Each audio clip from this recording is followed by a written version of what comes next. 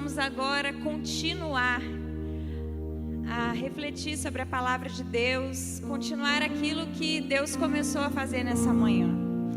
Engraçado que eu não falei para Jonelis o que eu ia pregar, porque ele estava preparando o sermão dele, e eu não queria falar com ele e acabar atrapalhando, né, aquilo que ele estava recebendo, ele começar a me ouvir, enfim. E quando ele começou a pregar hoje de manhã, só que eu li o sermão dele antes dele pregar. Quando ele começou a pregar hoje de manhã, eu percebi que ele já não estava mais no que ele escreveu. Eu, Jesus, me ajuda, porque ele está começando a pregar o que eu vou pregar à noite. E aí eu entendi que o Espírito, ele está no controle dessa igreja, porque essa igreja ama Jesus e deseja fazer a vontade do Pai. Então nós vamos continuar falando sobre relacionamento com Deus, relacionamento com o Espírito Santo de Deus. E eu queria que você pensasse no plano original de Deus. O plano original de Deus para nós, seres humanos, é que nós pudéssemos relacionar com Ele de maneira livre, sem impedimento algum. Quando Deus cria o homem, cria a mulher, coloca no Éden, Deus, Ele tem livre acesso a eles, como eles têm livre acesso ao Pai. A palavra diz que todo final de tarde o Senhor vinha visitá-los e saber como estavam as coisas por aqui. E era um relacionamento perfeito, onde homem e mulher poderiam receber o amor do Pai e manifestar a presença de Deus na terra, porque tinham um relacionamento integral com o Pai. Só que em um momento da história, o homem decidiu caminhar com as próprias pernas, caminhar distante de Deus, e o homem pecou. O homem pecou, e o pecado de Adão e Eva comprometeu toda a humanidade, comprometeu a nós que estamos aqui. O pecado, ele nos separou de Deus. Quando Adão e Eva pecaram, eles perderam o privilégio do Éden, eles perderam o acesso livre ao Pai. Então eles precisariam buscar essa presença que não era mais livre. Só que, apesar do homem ter pecado, apesar do homem ter escolhido caminhar longe de Deus, Deus continuou escolhendo caminhar com o homem. Deus não desistiu de nós. Deus não considerou o projeto dele humano falido, mas Ele escolheu dar continuidade a esse projeto de relacionamento conosco. E Ele enviou Jesus, para que Jesus pudesse rasgar o véu, para que Jesus pudesse vencer a morte e assim dar a nós livre acesso a Ele novamente, através da nossa fé na morte e na ressurreição dele, de Jesus Cristo. Só que esse relacionamento com o Pai, já não sendo mais nós, pessoas perfeitas como Ele criou, exige que a gente passe por um processo de transformação. Deus, Ele nos ama tanto que Ele entregou a vida de Jesus para que nós pudéssemos voltar ao Éden, para que nós pudéssemos, em algum momento da nossa vida, recebermos um corpo glorificado e estar novamente com Deus. E nós precisamos entender de que maneira Deus faz isso. Como Deus, Ele trabalha na regeneração do ser humano, como Deus trabalha na sua regeneração, na minha regeneração, para que a gente tenha livre acesso ao Pai.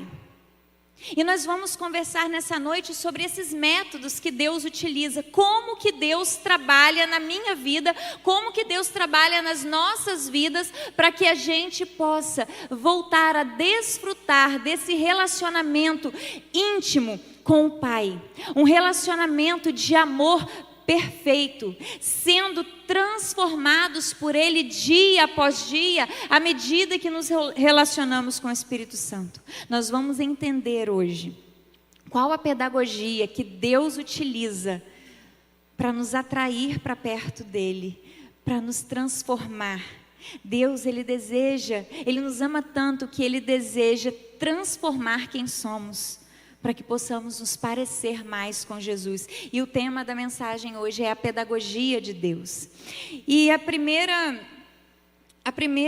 primeiro método que vejo Deus utilizar para transformar a gente, Ele nos transforma, Deus nos ensina amando. É o primeiro ponto dessa palavra. Deus nos ensina amando. E eu quero ler com você o texto de João 13, versículo 1 ao versículo 15. Antes da festa da Páscoa, Jesus sabia que havia chegado sua hora de deixar este mundo e voltar para o Pai. Ele tinha amado seus discípulos durante seu ministério na terra e os amou até o fim. Estava na hora do jantar e o diabo já havia instigado Judas, filho de Simão Iscariotes, a trair Jesus. Jesus sabia que o Pai lhe dera autoridade sobre todas as coisas e que viera de Deus e voltaria para Deus.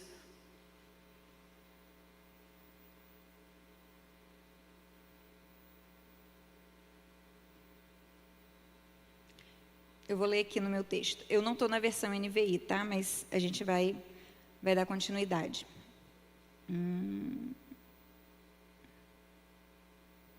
Deixa eu me achar. Assim levantou-se da mesa, tirou a capa e enrolou uma toalha na cintura. Depois derramou água numa bacia e começou a lavar os pés dos seus discípulos, enxugando-os com a toalha que estava em sua cintura. Quando Jesus chegou a Simão Pedro, esse lhe disse: "O Senhor vai lavar os meus pés?" Jesus respondeu: "Você não entende agora o que eu estou fazendo, mas em algum dia entenderá. Lavar os meus pés? De jeito nenhum," protestou Pedro. Jesus respondeu: "Se eu não lavar, você não terá parte comigo." Simão Pedro exclamou: "Senhor, então lave também minhas mãos e minha cabeça e não somente os pés." Jesus respondeu: "A pessoa que tomou banho completo só precisa lavar os pés para ficar totalmente limpa. E vocês estão limpos, mas nem todos." Pois Jesus sabia quem o trairia. Foi a isso que se referiu quando disse: "Nem todos vocês estão limpos." Depois de lavar os pés deles, Jesus vestiu a capa novamente, retornou ao seu lugar e perguntou: "Vocês entendem o que eu fiz? Vocês me chamam mestre e senhor, e têm razão, porque eu sou.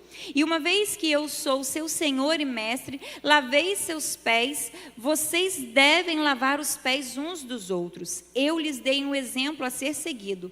Façam como eu fiz a vocês." Esse é um texto muito conhecido. É o texto onde Jesus lava os pés dos seus discípulos, mas nessa noite eu não quero me deter no momento do lava-pés em si, mas nas considerações que o texto traz antes de relatar, antes de narrar o momento do lava-pés. E eu quero voltar um pouquinho à leitura para pontuar com você essas considerações.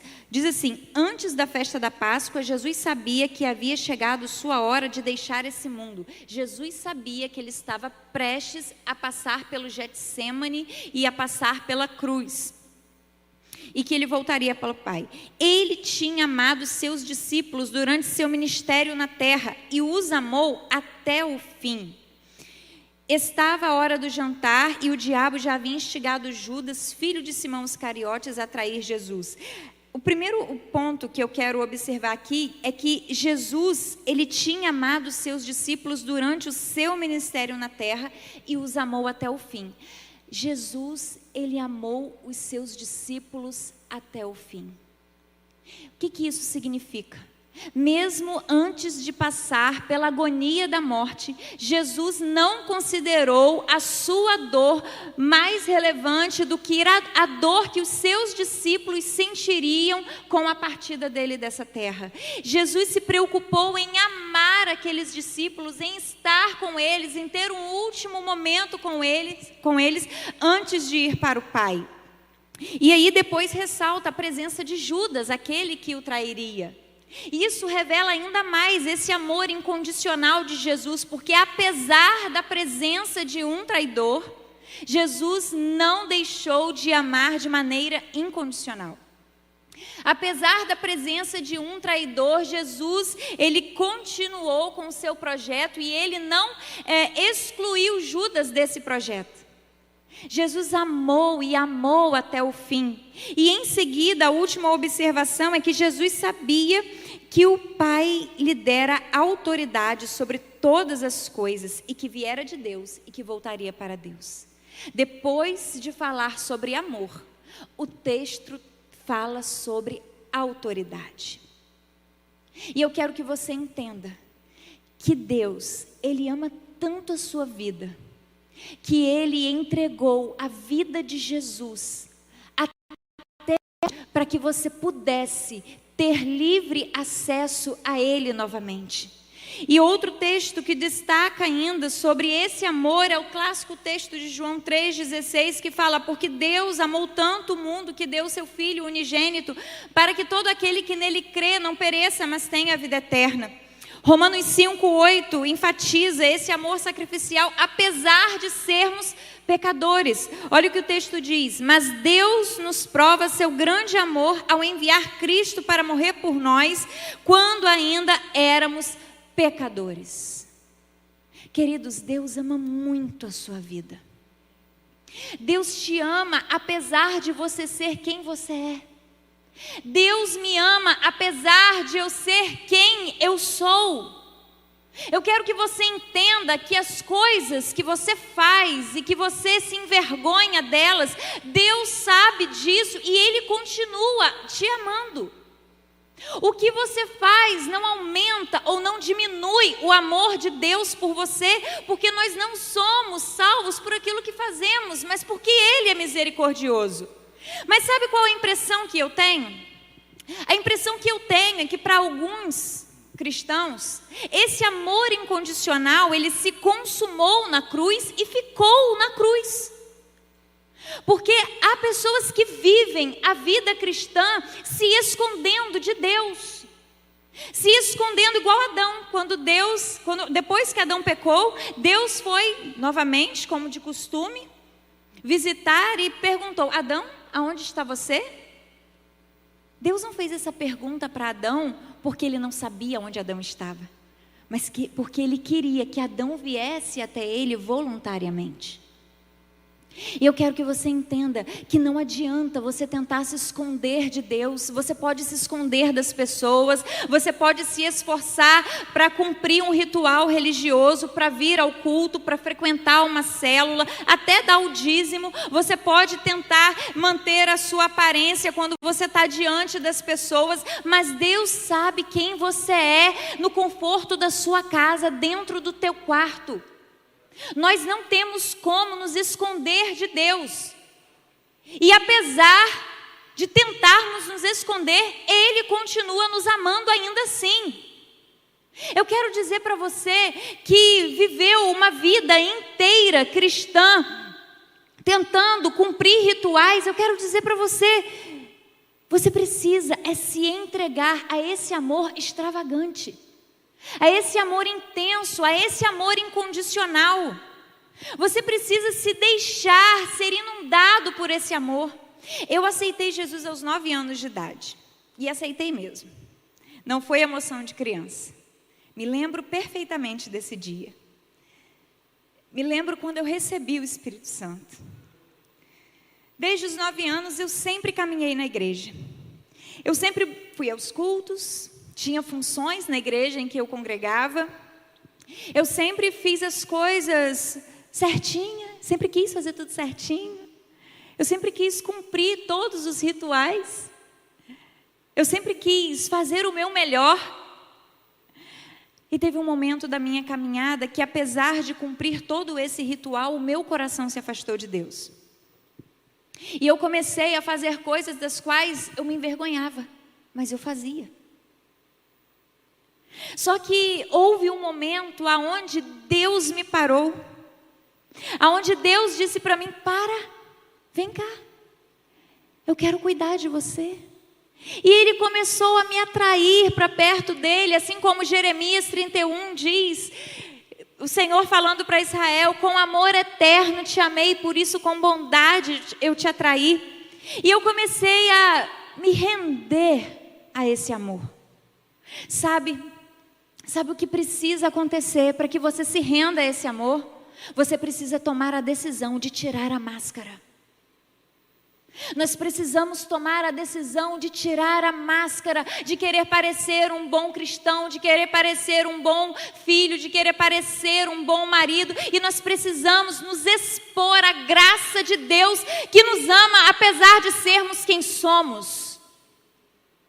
Nós só vamos desfrutar desse amor quando nós tivermos coragem de chegar para Deus e dizer: Senhor, eu estou aqui. Eu errei. Senhor, eu erro nessa área. Senhor, eu tenho dificuldade com orgulho. Senhor, eu tenho dificuldade com a minha língua. Senhor, eu tenho dificuldade na área sexual. Senhor, eu tenho dificuldade, mas eu preciso de ajuda. Eu preciso do Senhor. Nós precisamos ter a coragem de nos expormos a esse amor. Sabe por quê? Porque o amor de Deus não é um amor que condena. O amor de Deus não é um amor que acusa. O homem condena, o homem acusa, nós somos maus, o pecado nos deformou. Mas o amor de Deus é um amor que transforma. O amor de Deus é um amor que acolhe. O amor de Deus é um amor que cuida. O amor de Deus é um amor que sara as feridas. O amor de Deus é um amor que torna o mentiroso uma pessoa verdadeira, que torna o bêbado uma pessoa sóbria. O amor de Deus é aquele que torna o prostituto numa pessoa íntegra. O amor de Deus transforma a gente, mas nós só vamos viver essa transformação, nós só vamos viver e desfrutar dessa liberdade no Espírito Santo, como nós ouvimos hoje de manhã, quando nós decidirmos nos lançar a esse amor, tirando as nossas máscaras, revelando para Ele quem nós somos, tendo coragem de olhar no espelho, tendo coragem de admitir para nós mesmos as nossas áreas de fragilidade, os nossos pecados. Ah, queridos, quando você se expõe dessa maneira, você recebe graça e favor, porque Deus, Ele está disponível a você. O mesmo Deus que enviou Jesus na cruz para morrer, apesar de sermos quem somos, Ele continua disponível a você para te receber, para te acolher, apesar de você fazer o que você faz. Apesar de eu ser quem eu sou, Ele me ama mesmo assim. Nós precisamos entender que nós precisamos nos lançar a esse amor que não tem medo, a esse amor que nos acolhe. E quando nós nos lançamos a esse amor, quando nós recebemos esse amor de Deus, nós damos a Ele autoridade para fazer em nós aquilo que Ele precisa fazer, porque nós já entregamos tudo, porque nós já não temos mais preocupação com a nossa reputação, porque nós não temos mais preocupação com o que os outros vão pensar de nós, mas a nossa única preocupação é com aquilo que Deus pensa ao nosso respeito. A nossa única preocupação é corresponder à expectativa de Deus ao nosso respeito. Esse amor está disponível a nós. E quando você se lança nesse amor, o Senhor, Ele começa a te transformar. Ele começa a te moldar. O Senhor começa a transformar o seu caráter. E você tem coragem de assumir todas as responsabilidades que a renúncia ao pecado pode te requisitar. A segunda maneira de Deus manifestar esse amor e nos ensinar e nos transformar é fazendo junto conosco. Deus nos ensina fazendo junto. Eu estava em casa outro dia, eu recebi esse sermão em doses homeopáticas. Eu não sentei e preparei, Deus foi falando em determinados momentos. E outro dia eu estava lá em casa, sentada à mesa tomando café, e Caleb estava montando alguma coisa no chão, algum brinquedo, e ele falou assim: mãe, me ajuda. E eu falei assim: meu filho, Faz aí, meu filho, mamãe está aqui tomando café, faz aí, você vai conseguir. Não, mamãe, me ajuda. E na mesma hora o Espírito Santo falou comigo: ajuda ele, porque eu te ajudo. Eu ajudo você, ajuda ele. Aí eu botei minha viola no saco, me levantei da mesa e fui ajudar Caleb. E para falar sobre isso, eu quero ler com você João 14, versículos 16, 17 e o 26, que diz assim: e eu pedirei ao Pai, e Ele lhes dará outro encorajador, que nunca os deixará. E é o Espírito da verdade. O mundo não pode receber, pois não o vê e não o conhece. Mas vocês o conhecem, pois Ele habita com vocês agora e depois estará em vocês. Mas quando o Pai enviar o encorajador, o Espírito Santo, como meu representante, Ele lhes ensinará todas as coisas e os fará lembrar tudo o que eu lhes disse. Queridos, Jesus, Ele sabe que nós fomos alterados, nós não conseguimos acertar. E Jesus, Ele envia, Ele deixa o seu Espírito na terra para nos ajudar a cumprirmos a nossa missão, para nos ajudar a sermos quem o Senhor espera que sejamos, para nos transformar. Deus, Ele não exigiria de nós aquilo que nós não conseguiríamos fazer. É interessante que a gente poderia pensar assim: nossa, o homem pecou, então eu não vou poder exigir dele, né, aquilo que eu esperava, eu não vou poder exigir o padrão de santidade que eu planejei, porque ele foi alterado, ele agora, ele não é perfeito. Não, Deus não desce o seu padrão, mas Ele nos eleva ao padrão dele. E Ele sabe que a gente precisaria de ajuda, Ele sabia. E Ele deixou o seu Espírito. Sabe, Jesus, Ele condenava os fariseus, porque os fariseus, eles cobravam dos seus fiéis aquilo que eles não conseguiam, eles mesmos não conseguiam fazer. Jesus, Ele não é assim. Ele não cobra aquilo que a gente não consegue fazer. Ele faz conosco, Ele deixou o Consolador para nos ajudar, e esse Espírito que está em nós e que deseja se manifestar na nossa vida, Ele nos habilita a sermos quem precisamos ser. Gálatas 5, de 16 a 25, diz assim: por isso digo, deixem que o Espírito guie sua vida. Assim não satisfarão os anseios da sua natureza humana. A natureza humana deseja fazer exatamente o oposto do que o Espírito quer. E o Espírito nos impele na direção contrária àquela desejada pela natureza humana. Essas duas forças se confrontam o tempo todo, de modo que vocês não têm liberdade de pôr em prática o que intentam fazer. Quando, porém, são guiados pelo Espírito, não estão debaixo da lei.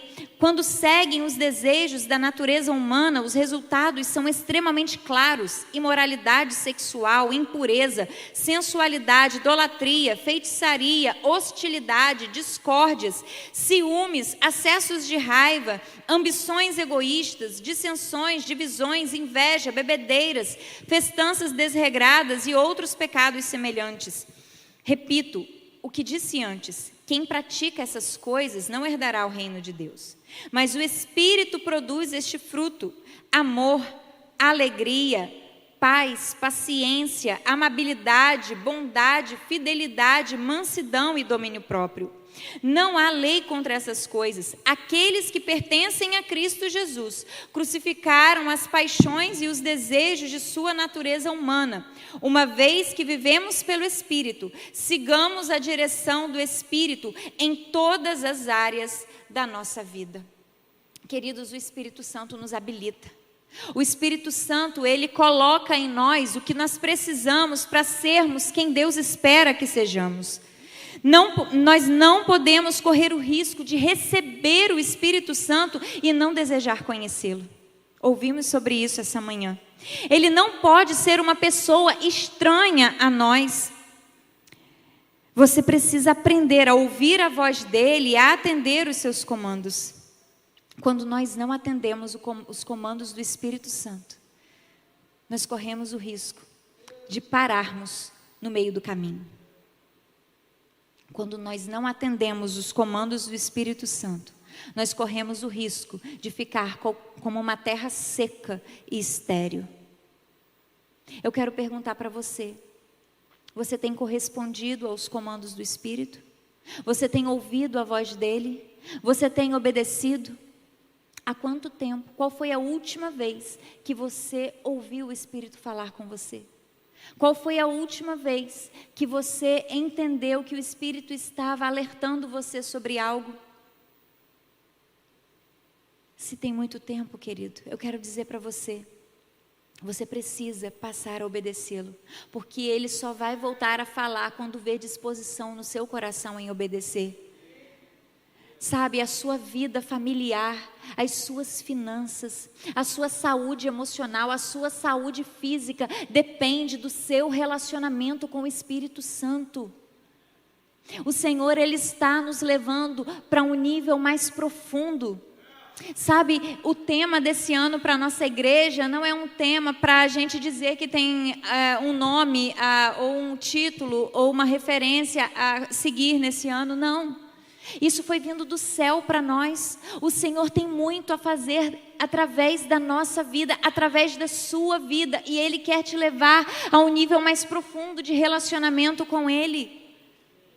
Basta você se lançar a esse amor, a não ter medo de olhar para você, a não ter medo de ver quem você é de verdade, assumir os seus erros diante de Deus e se permitir ser moldado por Ele. Quando nós chegamos na presença de Deus com o coração quebrantado, humilde, rasgado, Ele libera graça, Ele libera poder, Ele libera presença, Ele libera renovo, Ele libera unção. Só que isso só vai acontecer se você abrir mão do orgulho e se você se lançar a esse relacionamento. Não dá para a gente viver com o café com pão que a gente toma aqui no domingo. Nós precisamos cultivar um relacionamento diário com Ele. Nós precisamos entender que a caminhada com Deus não é algo, uma experiência mística, ou uma sensação, uma emoção que você vive em cada culto. O que você vive aqui precisa se transformar em atitudes práticas na sua vida cotidiana. No seu trabalho, as pessoas precisam ver que você é diferente dos outros. Na sua casa, os seus filhos precisam perceber que você não é mais o mesmo. Os seus pais jovens, os seus pais adolescentes precisam ver em você uma transformação. Eles só vão receber o Deus que você serve se eles verem Ele em você. Nós não podemos andar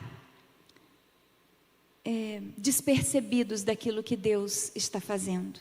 Nós precisamos entender a maneira que Deus nos ensina, a maneira que Ele nos transforma, para que a gente desfrute de tudo que Ele tem para nós. Saia da linha da mediocridade. Deus, Ele quer te levar num nível mais profundo. Quando você vê alguém sendo usado por Deus, que você pensa assim, meu Deus, aquela pessoa é muito santa, eu nunca vou conseguir chegar nesse nível. Em nome de Jesus, repreenda essa voz na sua mente, porque você é humano como qualquer um aqui, e o Espírito Santo está sobre você, como está sobre mim, como está sobre nós. Tenha fome dEle, tenha sede dEle. Ele dá muito mais prazer a nós do que um acesso a uma pornografia, do que uma noite de prazer. Ele dá muito mais prazer a nós do que o dinheiro que você tem no bolso. O meu desejo e a minha oração é que você saia daqui inconformado com a vida que você está vivendo. Se você acha que você chegou num padrão, eu cheguei no lugar que eu queria. Não, tem mais. Tem mais. Sempre tem mais. Jesus disse na palavra dele que nós faríamos obras maiores que a que ele fez. Eu quero perguntar para você, qual obra você tem feito? Qual a obra você tem feito? Você está apresentando um serviço ao reino de Deus ou um desserviço? Queridos, a palavra é dura, mas eu quero dizer para você que o pai corrige o filho que ama. E eu quero entrar nesse terceiro ponto. O terceiro e último ponto do método que Deus utiliza para nos ensinar, Ele nos ensina nos disciplinando. Nos disciplinando.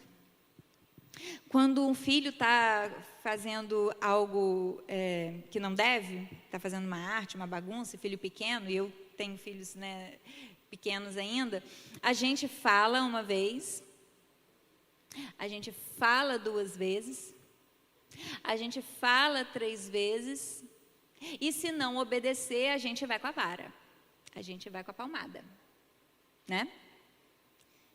Lá em casa é desse jeito. Eu quero dizer para você que Deus, Ele usa mais ou menos o mesmo método. A primeira maneira que Deus utiliza para nos disciplinar é nos repreendendo.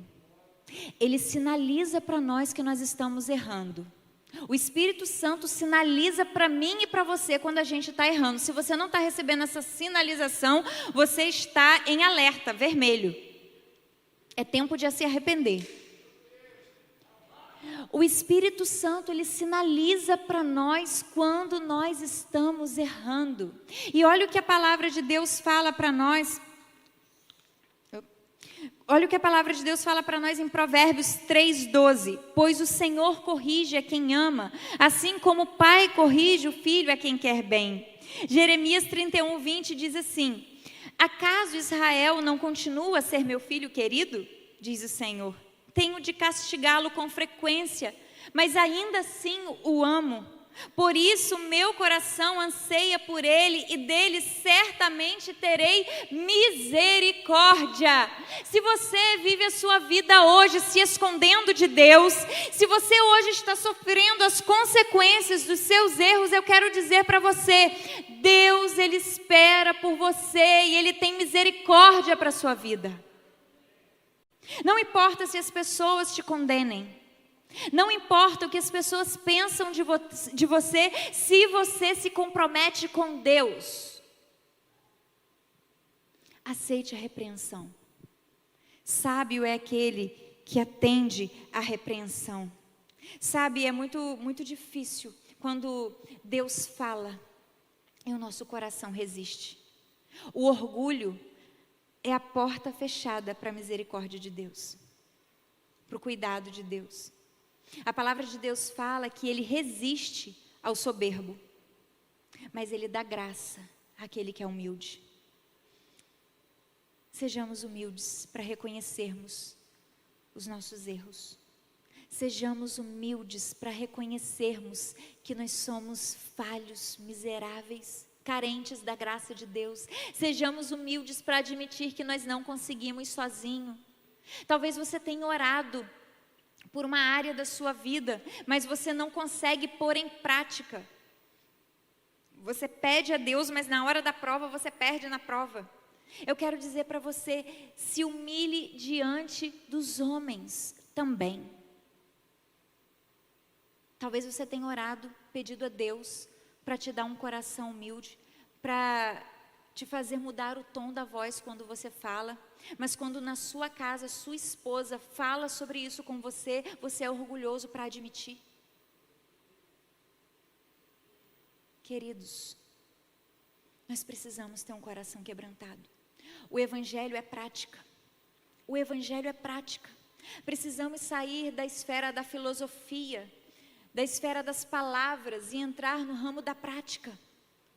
Jesus diz na sua palavra que aquele que ama o Senhor é aquele que cumpre os seus mandamentos. Deus, Ele vê o desejo do seu coração, mas além do desejo precisa haver atitude. Se renda ao Senhor. Sabe por quê? Porque quando nós não atendemos à repreensão, nós acabamos sofrendo as consequências dos nossos erros. E é muito duro quando sofremos as consequências dos nossos erros. A consequência dos nossos erros pode trazer morte para a nossa casa. Assim aconteceu com Davi. Quando Davi pecou com Batseba, quando Davi adulterou, ele foi perdoado por Deus.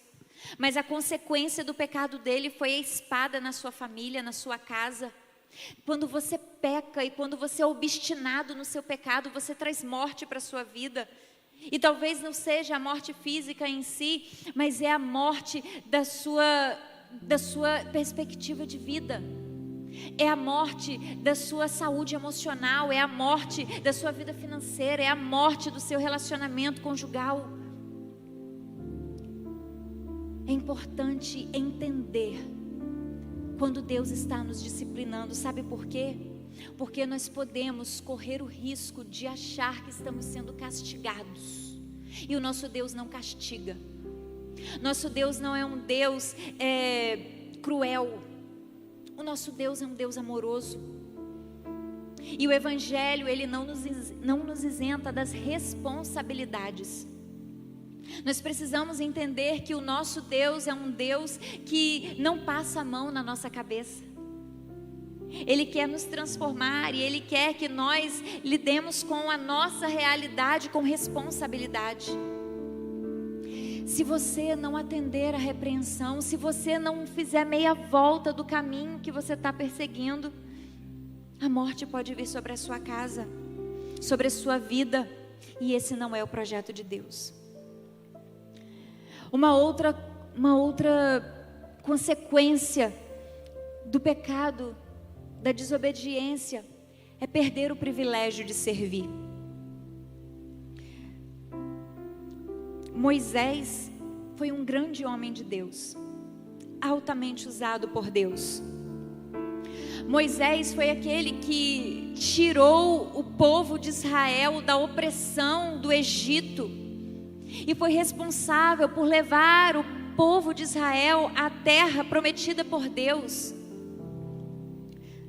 Só que houve um determinado momento da caminhada de Moisés, prestes a chegar, a entrar na terra, quando o povo precisou de água e começou a reclamar. Moisés foi para a presença de Deus e Deus falou: fale à rocha, porque dela sairá água e o povo terá água suficiente para se saciar. E Moisés, ele foi para diante do povo e com o coração cheio de ira, talvez, ele, ao invés de falar à rocha, ele fere a rocha, ele toca a rocha. Não deixou de sair água, porque Deus é um Deus misericordioso. Mas Moisés escolheu as consequências do seu pecado, da sua desobediência. Moisés não entrou, não botou os pés na terra prometida. Sabe, tem coisas que nós fazemos que a gente acha que não é nada demais. Tem coisas que nós fazemos que a gente acha que não tem tanta importância. Mas talvez essas coisas estão te inibindo de viver e de alcançar a promessa. A promessa de uma família feliz. A promessa de ter paz ao deitar na sua cama. A promessa de ter dias prósperos. Uma outra pessoa que colheu consequências e perdeu o privilégio de servir foi Saul.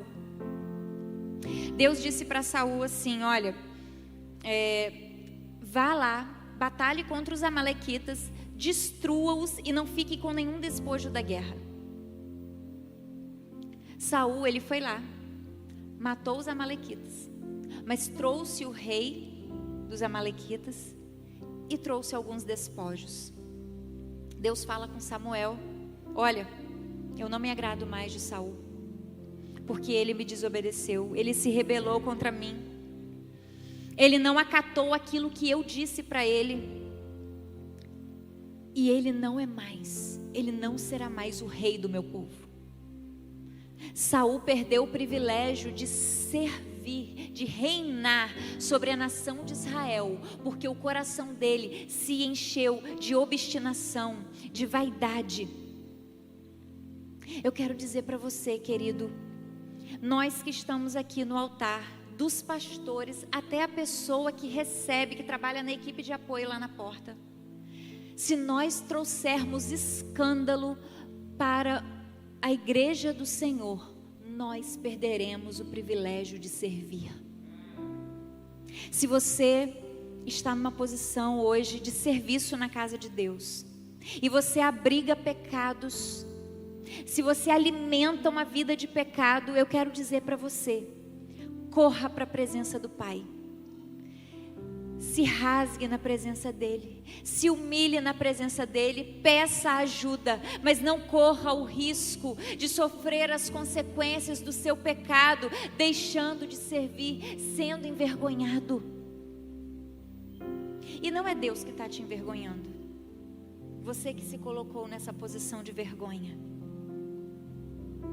Nós precisamos levar o Evangelho a sério. O nosso Deus espera de nós uma entrega.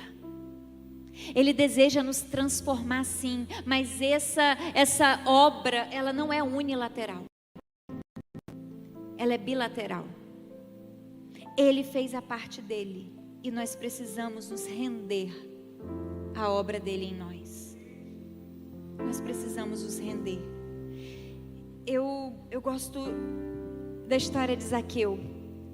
Zaqueu, diante da presença de Jesus, diante da vida de pecado que ele vivia, quando ele se encontrou com Jesus, ele disse assim: Senhor, darei metade das minhas riquezas aos pobres, e se explorei alguém na cobrança de impostos, devolverei 4 vezes mais. Jesus respondeu: hoje chegou a salvação a esta casa, pois esse homem também é filho de Abraão, porque o Filho do Homem veio buscar e salvar os perdidos. Deus só espera essa atitude de Zaqueu em você e em mim.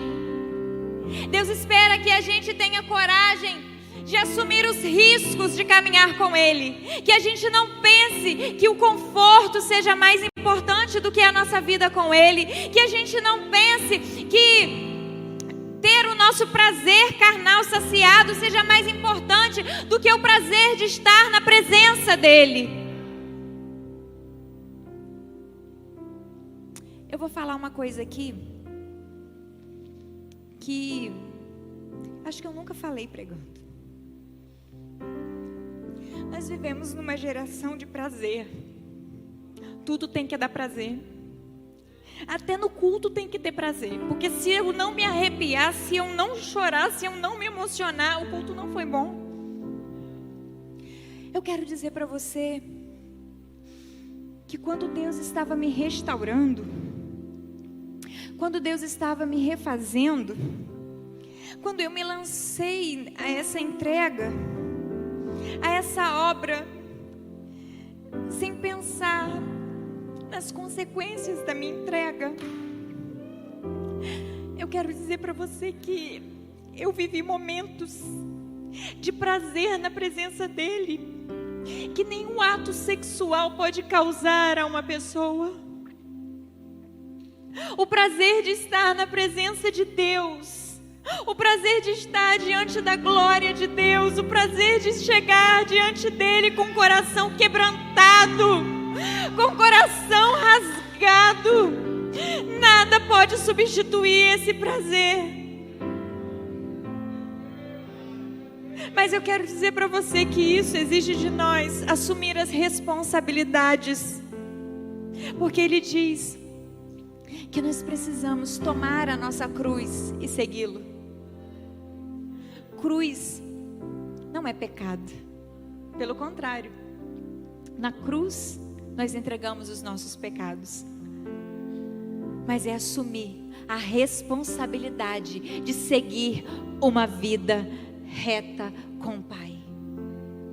E eu quero agora, a equipe de louvor, por favor, pode vir. Eu quero agora fazer um convite a você. Talvez você tenha vivido tempos de sequidão. Talvez você está me ouvindo falar e você está pensando: de que amor que ela está falando? Eu nunca senti esse negócio antes, eu nunca consegui me quebrantar na presença de Deus. Eu chego para orar e eu só falo as coisas que eu preciso pedir e eu não consigo sentir nada. Eu não consigo sentir essa presença que as pessoas falam. E eu quero isso hoje. Eu quero me entregar. Eu quero dizer para você que o véu está rasgado. E Ele está aqui. E você só precisa se entregar. Eu quero convidar você a ficar de pé agora.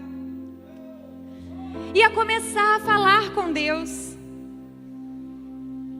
Você que precisa entregar o seu coração e se render a esse amor. Senhor, eu quero desfrutar desse amor. Comece a falar com Ele agora. Comece a pedir: Senhor, me leva nesse nível de relacionamento onde eu experimente do Teu amor e não ache que o Senhor me condena, que o Senhor me acusa, que o Senhor me repele, mas eu quero me lançar a esse amor e experimentar dessa misericórdia. Eu quero falar com você também, que já viveu essa experiência e hoje está frio. Eu quero dizer para você que o Espírito Santo de Deus, Ele está dentro de você. Fale com Ele agora, porque Ele vai corresponder à sua voz. Corresponda à voz dEle, porque Ele vai começar a agir na sua vida. Chame pela presença dEle. Se quebrante, diga para Ele que você tem saudades. Pergunta para Ele: Senhor, como eu faço para voltar a esse lugar? Porque eu quero. Se você está vivendo um tempo onde você entende que você está sendo disciplinado pelo Senhor, não resista à disciplina, porque Ele não te condena, Ele está te aperfeiçoando. Precisamos entender que Ele quer nos levar num nível de relacionamento, de profundidade, de ser instrumento dEle, e Ele está nos refinando. Se permita esse amor, em nome de Jesus.